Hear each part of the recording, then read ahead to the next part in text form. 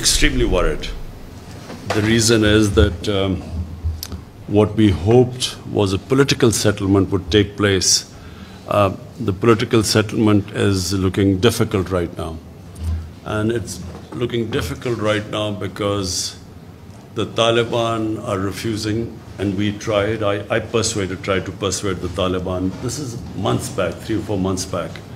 The Taliban senior leadership came here and we tried to persuade them to come to some sort of a political settlement. The only thing that would stop Afghanistan from descending into anarchy is a political settlement. But unfortunately, the Taliban, when they were here, they felt that they refused to talk to Ashraf Ghani.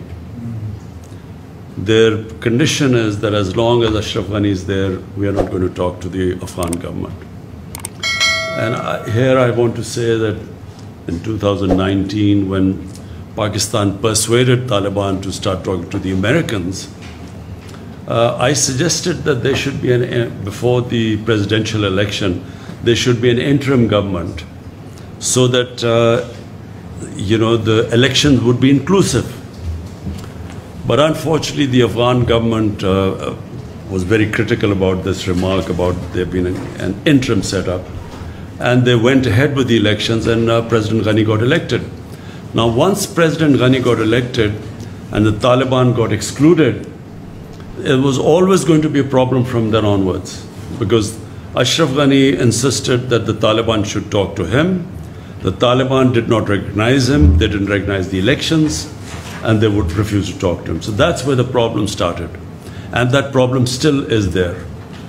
Now, the Afghan government is extremely critical about Pakistan. They think we have some magic powers that we will make Taliban do whatever we want to do.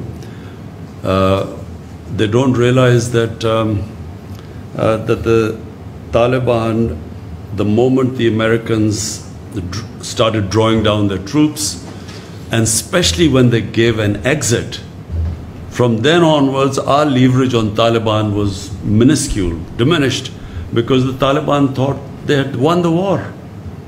They had won the war by not losing to the Americans. And in their mind that once the Americans left, then then they had won. So to try and persuade them when time was given for exiting Afghanistan by Americans, it became extremely difficult to try and persuade them. And Afghan government, unfortunately, is now blaming Pakistan for what is happening there.